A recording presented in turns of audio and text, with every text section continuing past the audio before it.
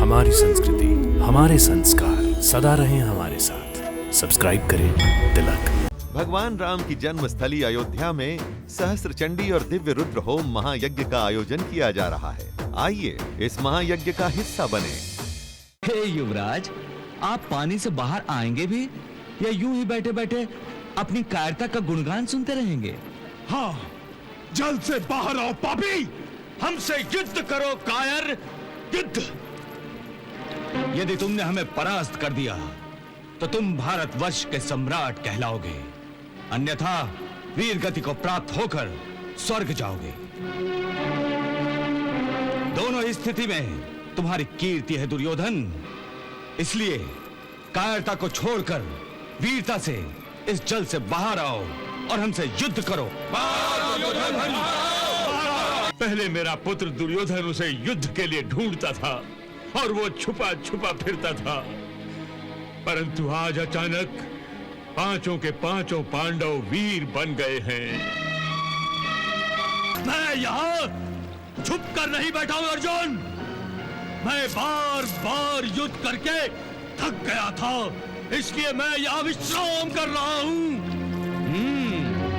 और अब मुझे कोई युद्ध करने की इच्छा नहीं रही, क्योंकि इस युद्ध में भारतवर्ष के समस्त राजाओं का संहार हो चुका है।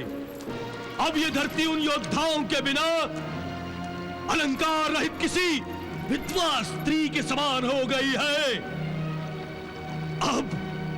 अब इस धरती का सम्राट बनकर मैं क्या करूंगा?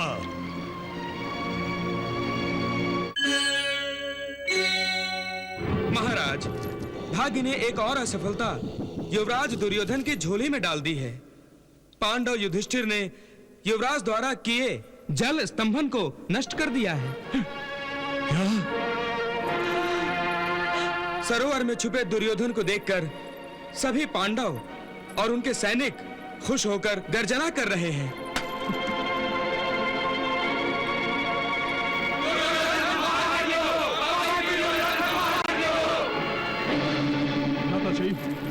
देख लिया कुरुकुल के कलंक को। मैंने तो सुना था कि लोग चुल्लू भर पानी में डूब मरते हैं, परंतु इस निर्लज को तो इस सरोवर में डूबकर भी मौत नहीं आई। हेम भैया, ऐसे पापी, कायर और निर्लज को मृत्यु भी अपनी शरण में लेने से इनकार करती है। हाँ धनंजय, यह अंधपुत्र तो सदा ही अपने आप को महाबलशाली समझता रहा, परंतु जब अपने प्राणों की बारी आई तो मैदान छोड़कर भाग खड़ा हुआ, कायरों की भांति छुप गया। भीम भैया, आप किसे बलशाली कह रहे हैं? किसे? इस नपुंसक दुर्योधन को, इस नपुंसक दुर्योधन को, जिसने भारतवर्ष के सारे राजाओं और समस्त कुरुकुल का संहार, भीषण संहार करवाया है। अरे ये निर्लज तो अबला नारियों के अपमान को ही अपना पुरुषार्थ समझता है। सचमुच ये तो कुरु वंश का कलंक है, कलंक। हे युवराज, आप पानी से बाहर आएंगे भी या यूं ही बैठे बैठे अपनी कायरता का गुणगान सुनते रहेंगे? हाँ, जल्द से बाहर आओ पापी, हमसे युद्ध करो कायर, युद्ध।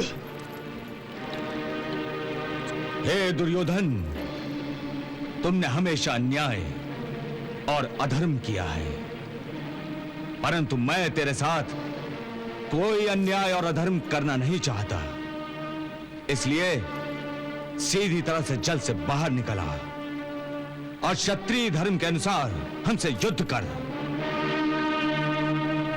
यदि तुमने हमें परास्त कर दिया तो तुम भारतवर्ष के सम्राट कहलाओगे, अन्यथा वीर गति को प्राप्त होकर स्वर्ग जाओगे। दोनों ही स्थिति में तुम्हारी कीर्ति है दुर्योधन, इसलिए कायरता को छोड़कर वीरता से इस जल से बाहर आओ और हमसे युद्ध करो।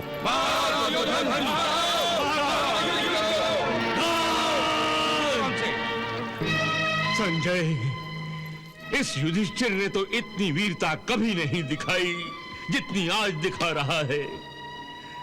पहले मेरा पुत्र दुर्योधन उसे युद्ध के लिए ढूंढता था, और वो छुपा छुपा फिरता था।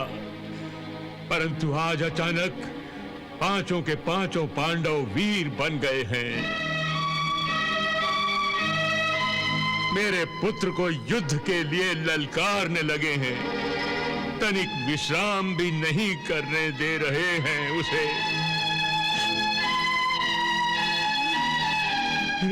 संजय, मुझे बताओ, क्या दुर्योधन ने पांडवों की चुनौती को स्वीकार कर लिया? क्या वो पानी से बाहर आ गया?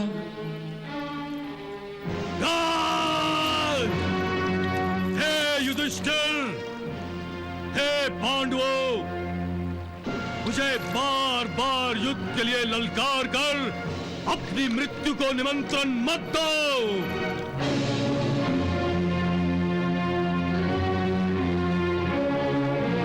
यदि मैं जल से बाहर आ गया तो तुम्हारा सर्वनाश निश्चित समझो।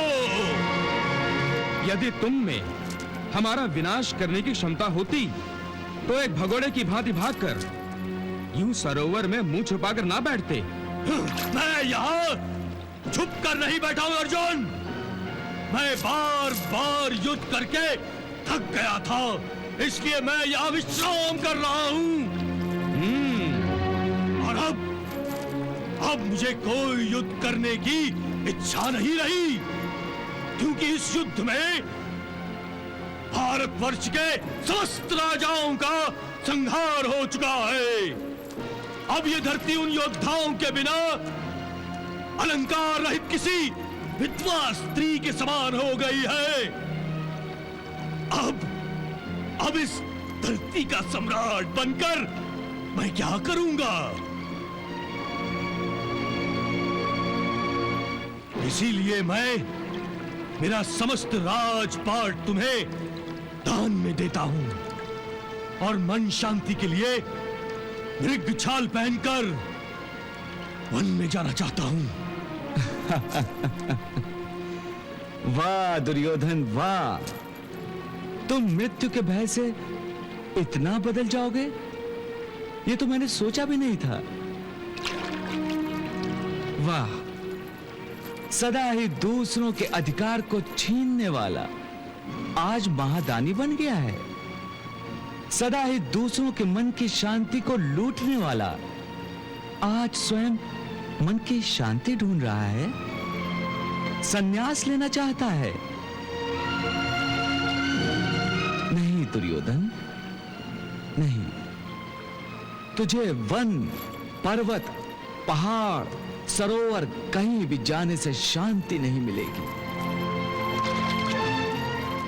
क्योंकि जीवन भर जो तूने पाप कमाए हैं उसका दंड भोगे बिना तुझे कहीं भी शांति नहीं मिलेगी।